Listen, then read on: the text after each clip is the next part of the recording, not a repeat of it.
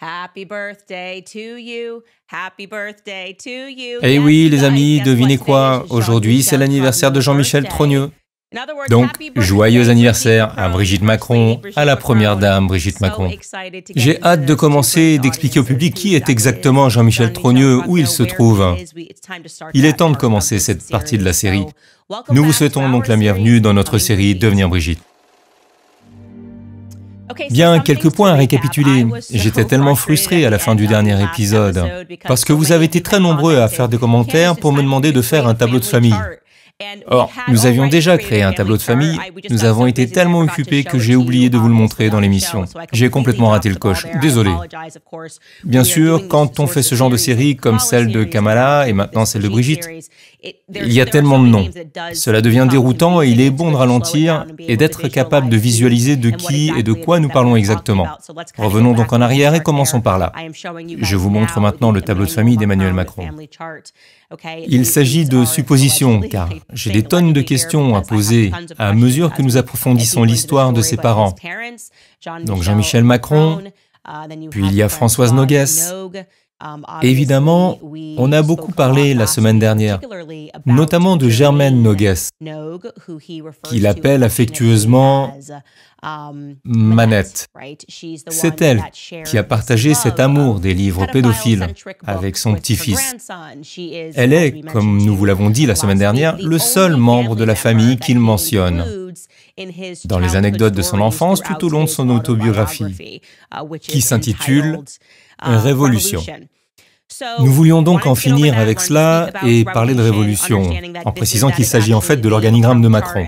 Et puis bien sûr, comme je l'ai dit, sa mère que nous avons décrite dans l'épisode de la semaine dernière ou il y a quelques jours, qui portait sur le docteur Françoise Noguès, sa mère. Lorsqu'elle a été présentée pour la première fois au grand public, elle a été présentée comme une pédiatre qui aidait d'une manière ou d'une autre le bureau de la sécurité sociale. Et puis nous avons eu cette énorme bombe dans le dernier épisode, où nous avons appris, je plaisante, qu'en travaillant à la sécurité sociale, nous avons oublié d'inclure le fait qu'elle aidait les personnes transgenres et intersexuées à obtenir de nouvelles identités. Je tiens à dire qu'il s'agit là d'une information majeure. Je veux dire que c'est vraiment explosif. Et il est important que vous vous en souveniez au fur et à mesure que nous avançons, parce que cela signifie que la famille proche de Macron était impliquée en aidant les gens qui avaient des problèmes de genre pour devenir quelqu'un d'autre. En d'autres termes, il facilitait la délivrance de véritables cartes d'identité nationales qui permettaient aux gens de se débarrasser légalement de leur ancienne identité et de leur véritable sexe biologique. Nous devons prendre conscience du fait que c'est la réalité du monde dans lequel nous vivons aujourd'hui. Quelles en sont les conséquences? Faisons une pause. Quelles sont les conséquences si je décide « Ok, je suis Candace Owens. Non, j'ai l'impression qu'en fait je suis né homme. Et donc je vais changer mon nom et changer mon nom en Jean-Michel Trogneux. » D'accord? Et puis quelqu'un arrive et dit, par exemple, que cette personne est Candace Owens. Puis-je les poursuivre en diffamation pour avoir dit que j'étais Candace Owens? Si j'ai légalement changé mon nom en Jean-Michel Trogneux? Cela devient-il un motif de poursuite en diffamation si vous êtes capable de vous débarrasser de votre identité? Je voudrais que vous y réfléchissiez tout au long de cette série. Il est très important de se rappeler que sa mère s'occupait de ce service en relation avec la sécurité sociale. J'ajouterai également qu'ils ont, après, de manière choquante, dans une interview très rare, que sa mère a donnée à une journaliste, nommée Gaëlle Tchakaloff. Elle écrivait une biographie sur le couple Macron, biographie intitulée « Tant qu'on est tous les deux ». Et elle a parlé avec sa mère. Et sa mère a dit quelque chose de très étrange. Elle a dit, et je cite, c'est dans ce livre, « Pour moi, Brigitte n'est pas une belle fille. » Excusez-moi, qu'est-ce que ça veut dire?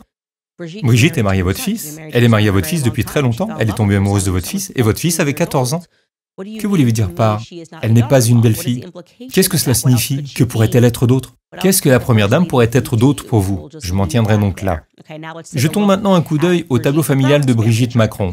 Nous avons quelques autres points importants à retenir. Vous avez donc Brigitte, qui aurait été mariée pendant 32 ans à ce type, André Louis Ozière. Et ils auraient eu 3 enfants, Laurence Ozière, Sébastien Ozière et Tiphaine Hozier. Il est important de rappeler, comme nous l'avons mentionné dans l'épisode précédent, que la Première Dame se trompe régulièrement dans ses interviews. Par exemple, elle s'est trompée sur la date de la mort de sa sœur Marie-Yvonne. Elle s'était trompée sur la date du décès de sa prétendue nièce.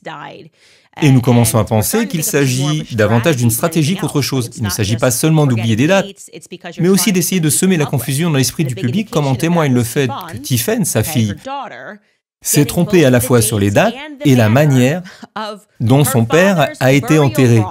Dans le magazine Paris Match, un magazine hebdomadaire, comment cela est-il possible? Rappelez-vous, nous en avons parlé. Vous pouvez rafficher le tableau. C'est un mystère très étrange concernant le personnage de André Louis Hozier. Et nous n'insisterons jamais assez sur l'étrangeté de ce mystère. C'est son cousin germain qui nous l'apprend. Il avait un cousin germain nommé Jean-Louis Hozier. Et c'est là que les choses deviennent vraiment confuses pour certaines personnes. Il y avait un cousin germain et ce cousin germain a ensuite expliqué qu'il avait essentiellement poursuivi la journaliste pour l'avoir mal identifiée sur la photo de mariage. Ce cousin germain s'est ensuite fâché parce que le palais de l'Élysée l'a incité à la poursuivre pour diffamation en prétendant qu'il allait se joindre au procès, mais Brigitte Macron a également refusé de dire simplement « Remettez-moi la photo ». Oui, c'est moi, c'est bien moi sur la photo de mariage. Elle a refusé de le faire et s'est en quelque sorte défilée. Il n'était donc pas très content. Hozier n'était pas content parce qu'il s'est senti manipulé par le palais de l'Élysée. Il s'est confié à une journaliste et a raconté des choses très étranges sur l'enterrement de son cousin. Mais l'enterrement de son cousin était en réalité la crémation de son cousin, le plus étrange étant que le palais de l'Élysée était impliqué. D'accord? Il voulait s'assurer que ses obsèques soient faites en douce. Il ne voulait pas que le public l'apprenne. Ils se sont dépêchés pour en finir rapidement, et pourtant, malgré cela, Brigitte Macron n'a pas assisté aux funérailles de son prétendu ex-mari de 32 ans, le prétendu père de ses enfants.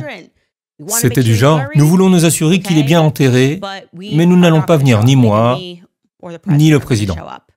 Et puis Tiphaine va juste faire une erreur monumentale dans Paris Match et dire « J'ai enterré mon père le 24 décembre ».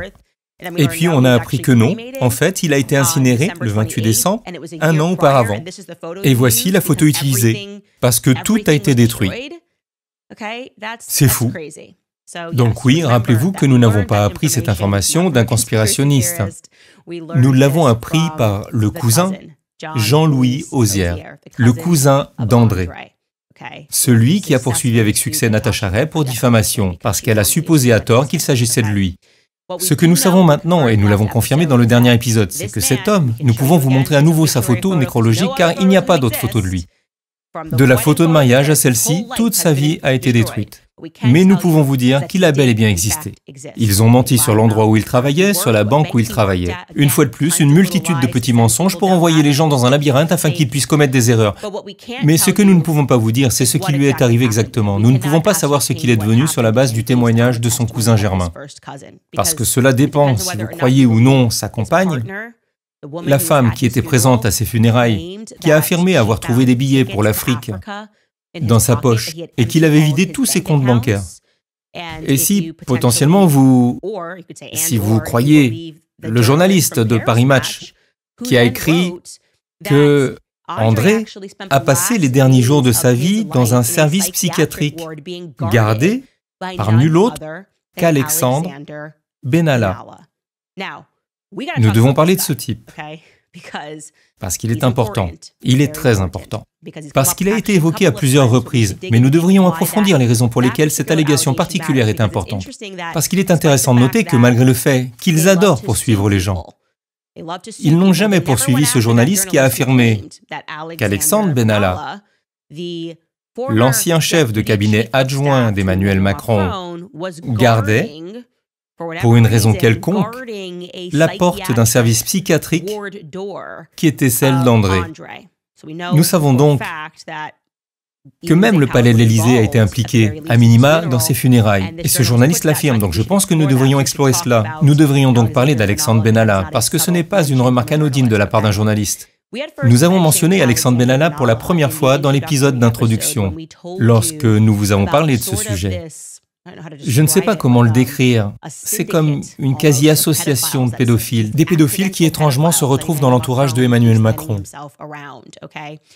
Nous avons mentionné Olivier Duhamel, l'homme qui a été accusé par sa belle-fille d'avoir abusé de son frère jumeau à l'âge de 13 ou 14 ans. Elle l'a écrit dans un livre. Et comme il y avait prescription, il n'a jamais été traduit en justice. Mais il a admis que c'était vrai. Il a en effet abusé sexuellement de son beau-fils adolescent. L'une des choses qui l'ont aidé, c'est d'être si proche d'Emmanuel Macron qu'il a aidé lorsqu'il s'est retrouvé dans le pétrin à cause de ce qu'on appelle en France l'affaire Benalla, qui concerne Alexandre Benalla, l'adjoint au chef de cabinet.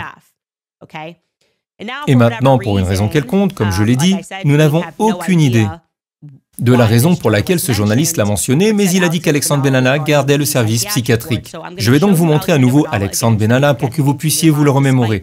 Bien qu'il soit extrêmement jeune, je tiens à préciser qu'il n'a aujourd'hui que 33 ans.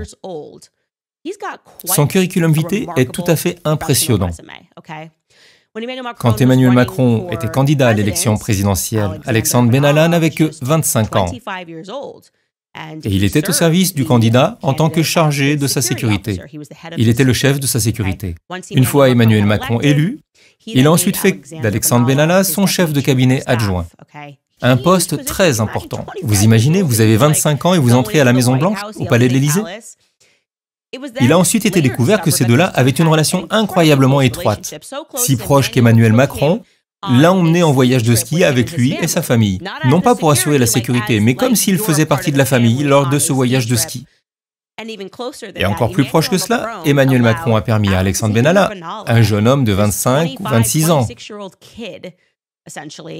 d'emménager dans le palais national de la République française. Il vivait au palais de l'Alma. C'est choquant. Il y avait une résidence. Qu'est-ce que c'est que cette histoire? Imaginez que vous avez 26 ans, vous vivez dans un palais. Et je ne sais pas, je pense qu'il a dû assurer une sécurité incroyable au président. Il a dû offrir au président des services exceptionnels. En fouillant dans son passé, on apprend que, à l'époque où Benalla avait 23 ans, il avait été accusé, puis acquitté, de violence sur une femme, au point qu'elle disait avoir été mise en incapacité de travail. Et comme je l'ai dit, il a été acquitté, puis il est devenu le chef de l'équipe de sécurité d'Emmanuel Macron. Puis, lorsqu'Emmanuel Macron était président, un énorme scandale a éclaté, que l'on a fini par appeler l'affaire Benalla, en 2018, alors que son chef de cabinet adjoint a été filmé, habillé en policier, en train de frapper les manifestants dans les rues de Paris. Je ne plaisante pas. Le Monde, c'est-à-dire le New York Times français, a révélé l'histoire. Ils avaient des images de lui. Il ne fait aucun doute que Benalla s'est fait passer pour un policier et a frappé un jeune manifestant dans la rue. Puis, une deuxième vidéo est apparue, qui a été publiée sur Twitter, qui montre Benalla saisissant une manifestante par le cou en l'entraînant plus loin. Je demande juste à mon producteur, est-ce qu'on a pu récupérer ces images? D'accord, très bien. Nous allons vous montrer quelques-unes de ces images. C'est juste pour que vous compreniez bien. Ce que vous voyez, c'est un chef de cabinet d'un président battre un manifestant. Il va arriver en uniforme de police. C'est lui.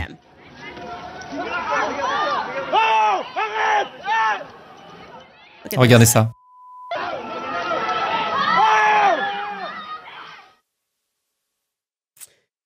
C'est tout à fait normal.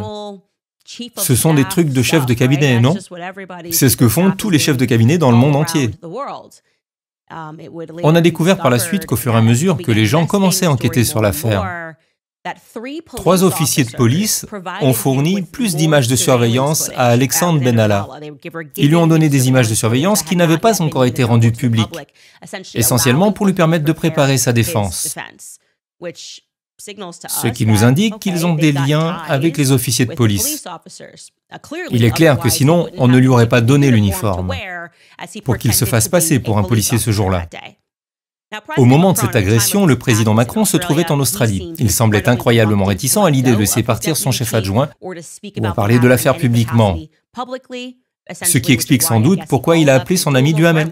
Que dois-je faire? Qu'est-ce que vous feriez, vous? Votre chef de cabinet vient d'être pris en flagrant délit de tabassage de manifestants dans la rue. N'êtes-vous pas plus choqué que cela? Qu'en pensez-vous? Quoi faire? Et il semble qu'Emmanuel Macron ait été tellement préoccupé par cette affaire qu'il a essayé d'aider Alexandre. Pourquoi est-ce que je fais cette supposition? Là encore, il s'agit d'une hypothèse qui n'a rien à voir avec la réalité. Mais ce qui est certain, c'est qu'Alexandre Benalla, lors d'une interview sur le scandale, nul autre que Mimi Marchand était dans la salle pour l'aider à s'adresser à la presse. Mimi Marchand, oui. Le pape, la célèbre papesse de la presse, qui pouvait obtenir ou faire retirer n'importe quoi dans la presse. La femme qui pouvait obtenir de la presse qu'elle couvre les accusations de pédophilie de ses amis. Finalement, alors que le scandale a complètement submergé l'Élysée, ils ont dû en fait prendre des mesures pour licencier Benalla. Sur le papier du moins. Je tiens à préciser qu'il a été licencié sur le papier parce qu'un autre scandale est apparu. On a découvert par la suite, quelques mois plus tard, ils se sont rendus compte qu'il n'avait pas rendu ses passeports diplomatiques, et malgré son renvoi par an, plusieurs mois plus tard, il a utilisé ses passeports diplomatiques pour rencontrer des dirigeants africains, dont le président du Tchad, un certain Idriss Déby. Pour ceux qui regardent cette émission depuis l'Afrique, vous avez vu ce type disparaître. Ne serait-il pas mort quelques années plus tard, dans l'un des scénarios occidentaux stéréotypés, où soudain un groupe de rebelles se soulève, comme dans le cas de Mouammar Kadhafi, où les rebelles sont tellement mécontents qu'ils tuent le président? Oui, c'est ce qui est arrivé à ce type au Tchad. Mais je suis sûr que c'était totalement naturel et que les gens étaient vraiment mécontents dans les rues et que l'Occident n'avait rien à voir là-dedans. Néanmoins, Alexandre Benalla a rencontré ce type avec des passeports diplomatiques après avoir été licencié. Il s'agissait donc d'une deuxième partie du scandale. Il est apparu que pendant qu'il travaillait pour Macron, Alexandre Benalla, ce jeune homme de 26 ans vivant au palais comme un roi, avait en fait contracté des liens financiers avec deux oligarques russes, dont on dit qu'ils sont membres de la mafia russe. Oups, encore. Je suppose qu'autour de moi, tout le monde doit être un criminel ou un pédophile. Alors quoi? Je suis sûr qu'Emmanuel Macron est toujours innocent dans cette affaire. Avec Brigitte, ça leur arrive tout le temps. Ils essaient de travailler pourtant avec des gens bien. Ils essaient vraiment de s'entourer de bonnes personnes. Je vous le jure, tout le monde autour d'eux, ce n'est pas eux. Je pense que nous devrions jeter un coup d'œil à ce réseau extraordinaire qui est en train d'émerger autour d'eux, car nous avons évoqué un grand nombre de ces personnes. Donc Michel Marchand, évidemment, la papesse des médias français, en haut à gauche. Nous savons qu'elle a été impliquée dans des affaires de corruption, elle a été mise à la porte pour falsification, extorsion et j'en passe, elle en a été accusée. Une femme qui, d'après ce que nous savons, en avait la capacité et qui était la seule personne à qui les gens devaient s'adresser pour obtenir des photos du passé de la première dame. Elle possède Best Images. Et m'affirmer que c'est la seule personne qui peut produire des images du passé de Brigitte Macron avant qu'elle ne devienne professeure ou enseignante me semble un peu suspect. En dessous d'elle, nous avons Bernard Arnault, l'homme le plus riche du monde. Il contrôle LVMH.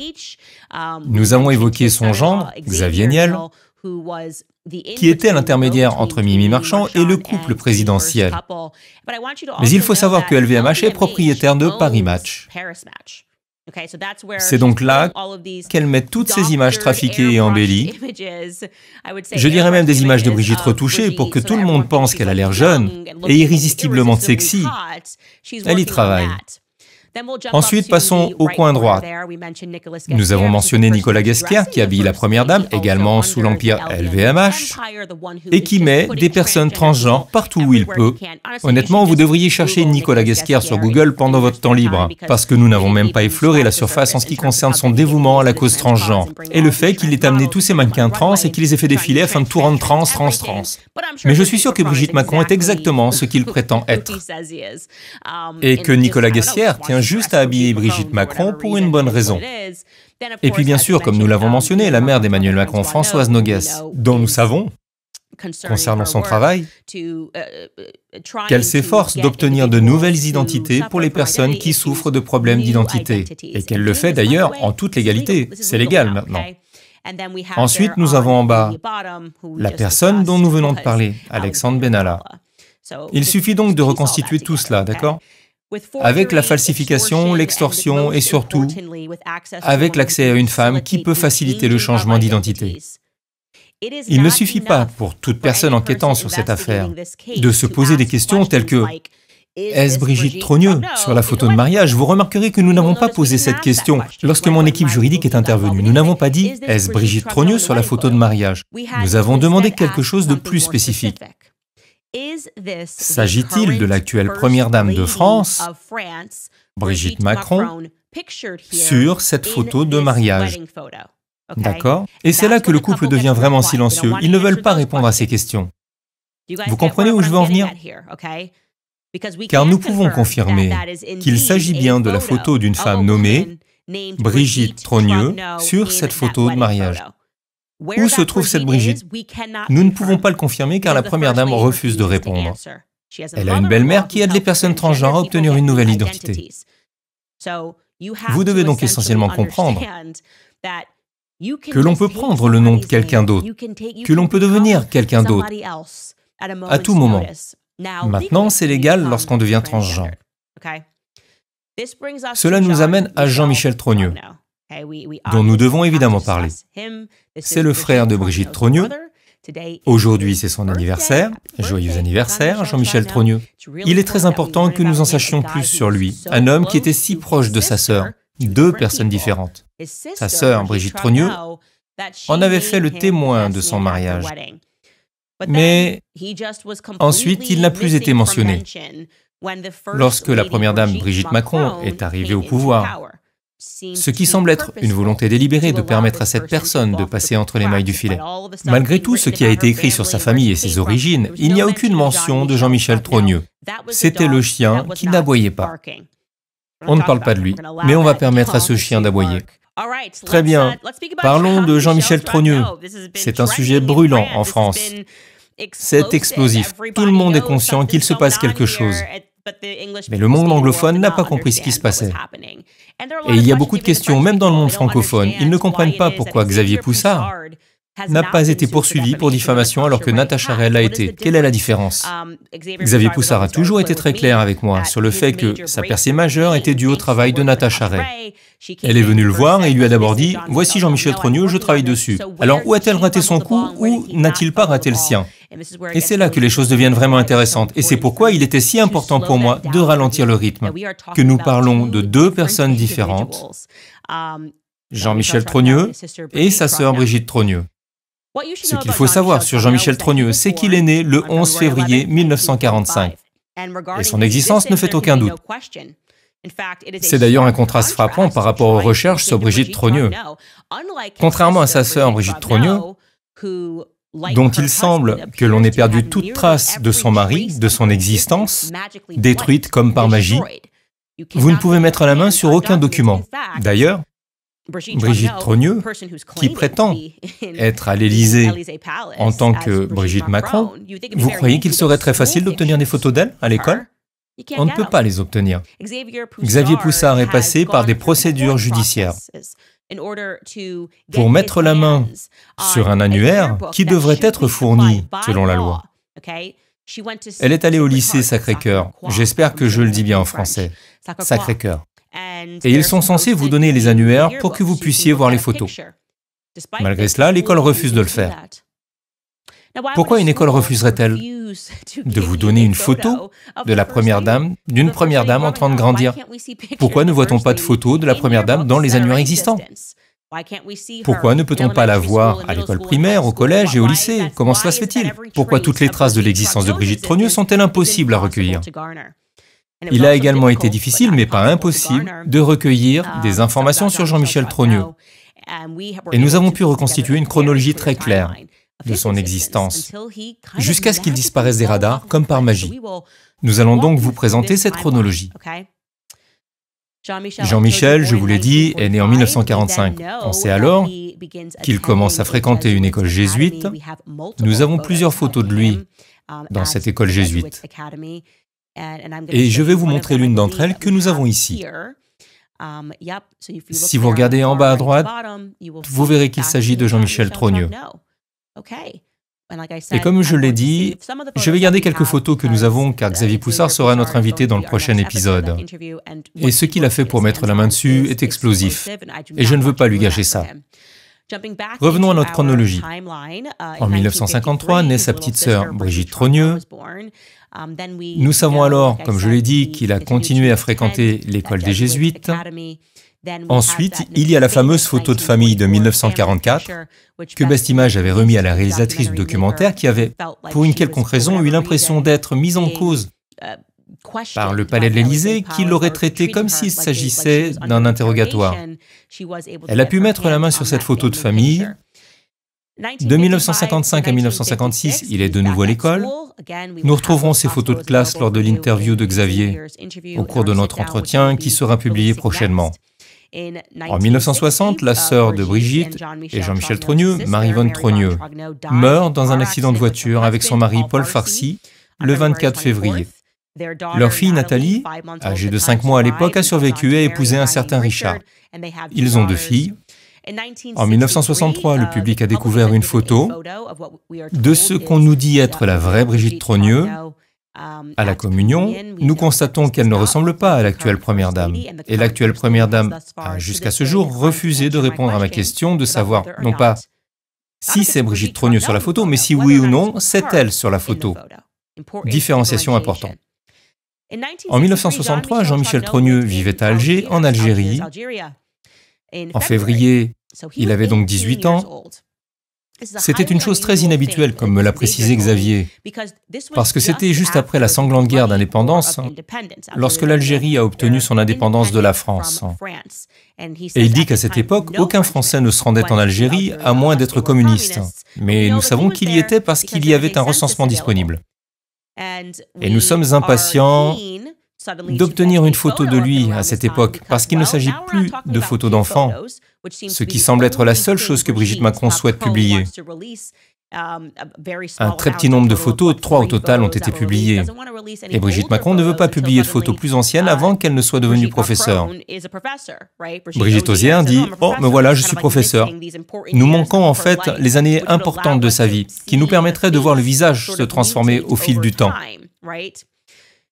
La photo suivante, que je ne vous montrerai pas, parce qu'elle est explosive et qu'il a fallu des années à Xavier Poussard pour l'obtenir. Il a mis la main sur une photo de Jean-Michel Trogneux qui est inscrit à l'ESTP, une école d'ingénieurs française.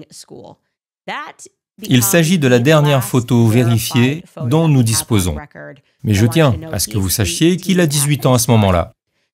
Si vous prenez n'importe quelle personne que vous la photographiez à l'âge de 18 ans, il est improbable que cette personne ait l'air très différente des dizaines d'années plus tard, parce que vous êtes déjà un jeune adulte. Pour en revenir à cette chronologie, nous savons alors que la vraie Brigitte Trogneux épouse André-Louis Ozière, devenant ainsi Brigitte Ozière. Nous avons un faire-part de mariage. Nous avons une photo de mariage. Cela s'est réellement passé.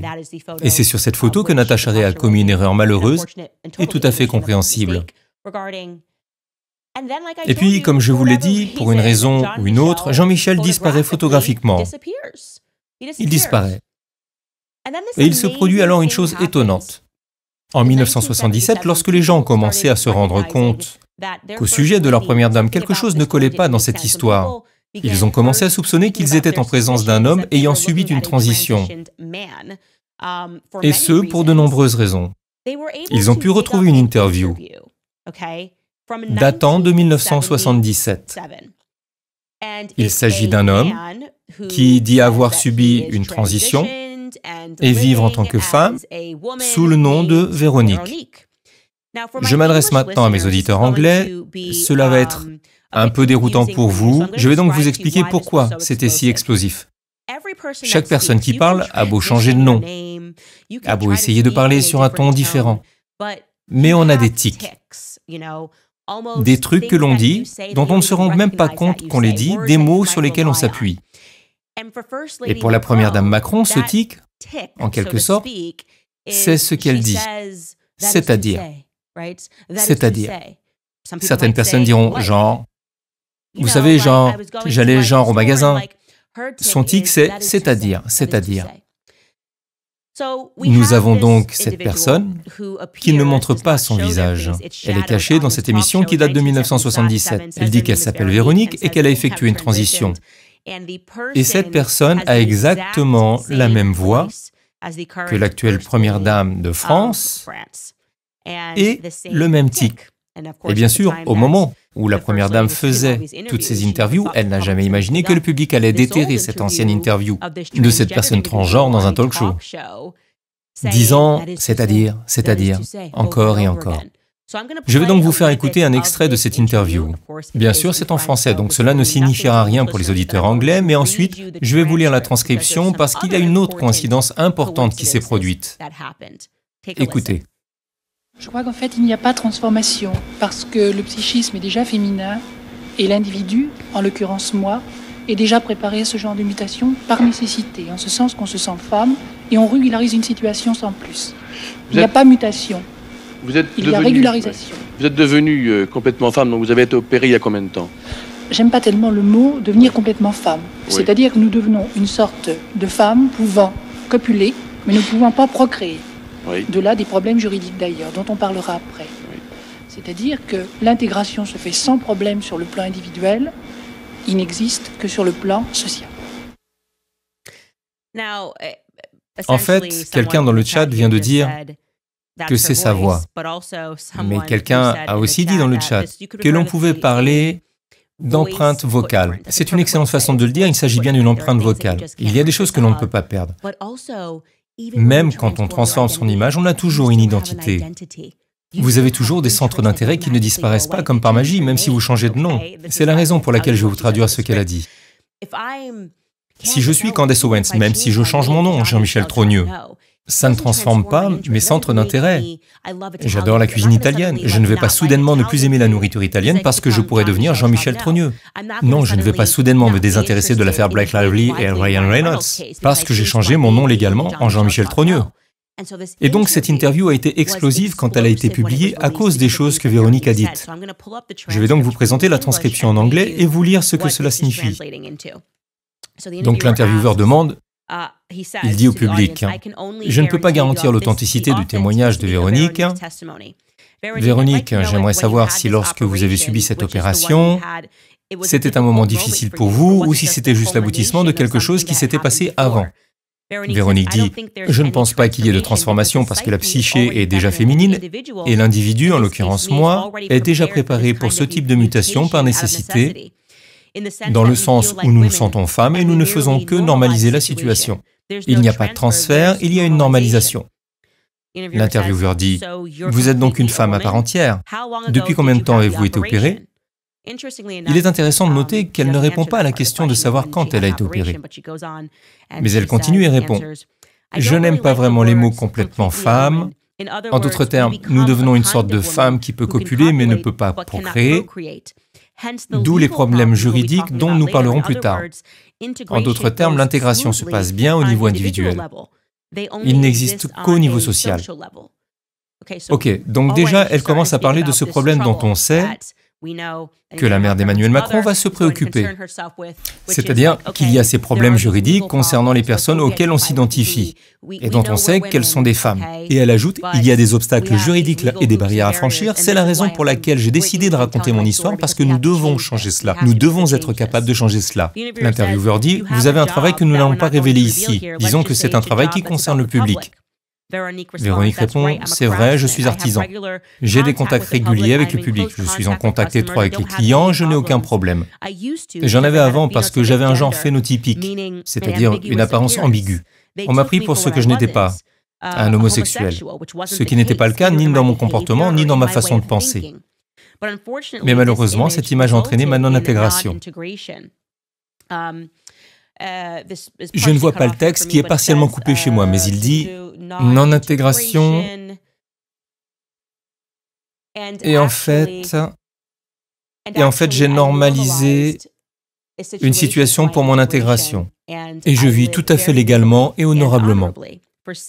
Pour l'état civil, il est possible de changer de prénom pour un prénom ambigu. C'est très important car cela permet une intégration ou une pseudo-intégration dans la société, dans le sens où il y a toujours des problèmes, mais ils peuvent être résolus administrativement par un accord mutuel. Mais juridiquement, il n'y a pas de solution, contrairement à toutes les législations étrangères, à l'exception de la législation belge qui est calquée sur la nôtre. On a ensuite demandé à chacun d'entre vous, avez-vous l'impression d'être maintenant complète pour vous-même et de ne pas avoir de problème pour vous identifier depuis votre opération? Véronique dit, à vrai dire, je n'avais de problème d'identification qu'avec les autres, pas avec moi-même. Je me voyais comme ce que j'étais, une femme avec un corps qui ne lui appartenait pas. C'est très difficile à concevoir pour quelqu'un qui est bien dans sa peau. J'utilise l'expression « bien dans sa peau » parce que c'est l'image typique et que je n'ai pas eu de problème. Mais les gens ont créé des problèmes. Maintenant, je n'ai plus de problème. Pour dire la vérité, cette opération, qui est l'ablation de cet organe inutile dans notre cas, parce qu'il est à la fois inutilisable et inutilisé. L'intervieweur lui demande « Vivez-vous seul ?» Véronique dit « Je ne suis avec personne, mais j'ai vécu avec une femme. Et j'ai conçu cette union à la manière de George Sand et de Chopin. » Chopin était probablement un transsexuel. Son style mélodique et sa façon de jouer le montrent clairement.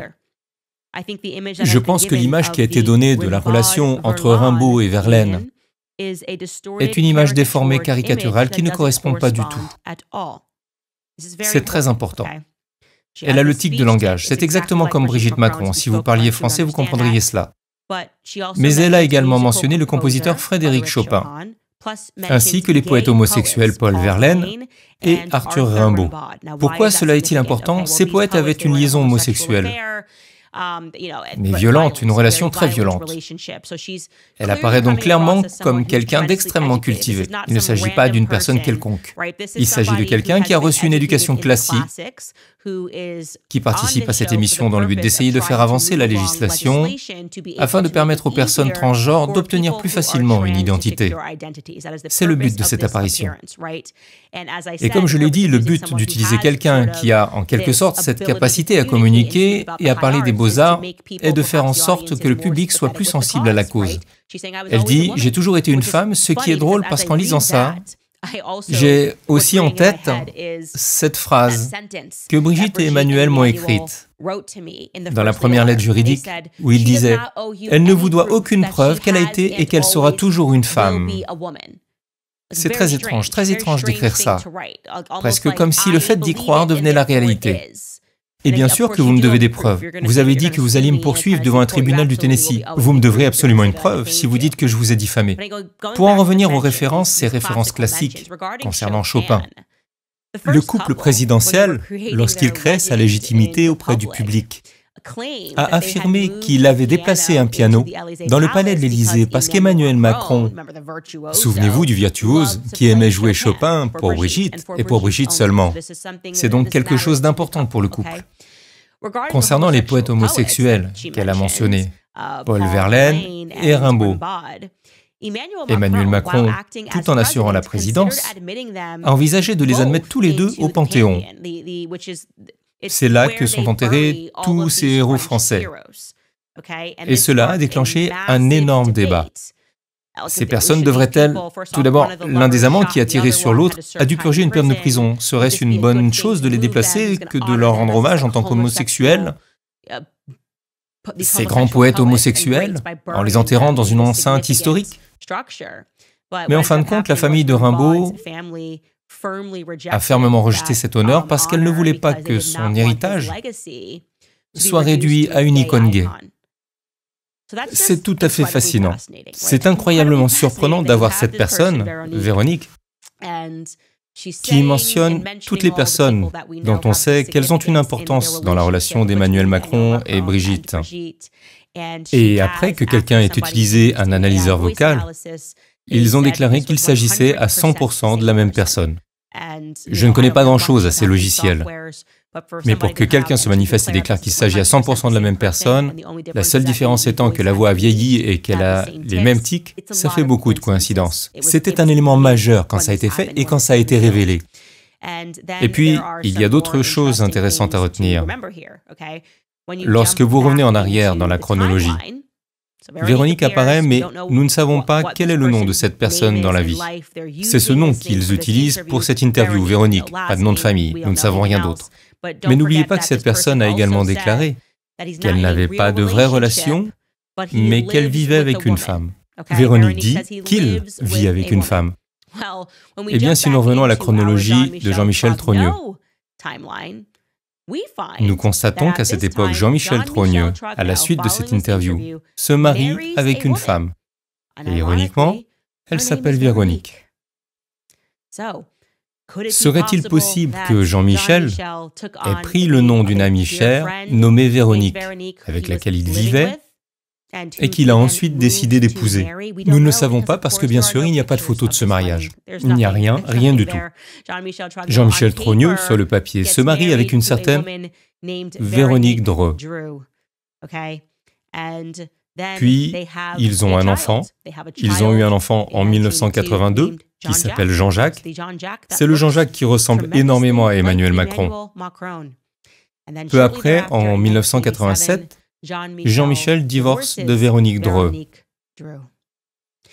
Donc, mesdames et messieurs, que se passe-t-il? Sérieusement, qu'est-ce que c'est que cette histoire? Que se passe-t-il? Comment se fait-il que ces acteurs soient incapables de produire des images à partir de ces événements très importants qui se sont produits dans leur vie? Où est Jean-Michel Trogneux? Vous vous êtes marié avec une femme? Il n'y a aucune photo de votre mariage? Non, vous avez décidé de disparaître, de ne plus être photographié. Au moment même où Brigitte Macron, la professeure, l'enseignante, est née, et soudain plus de photos de vous? Que se passe-t-il? Pourquoi avons-nous une situation dans laquelle les écoles, qui sont légalement tenues de fournir les photos, je crois que la loi française prévoit un délai de 50 ans. Tout le monde peut obtenir la photo de quelqu'un qui est à l'école. Ils peuvent fournir les photos. Pourquoi refusent-ils de communiquer les photos de celle qui est censée être la première dame à l'école primaire, au collège et à l'université?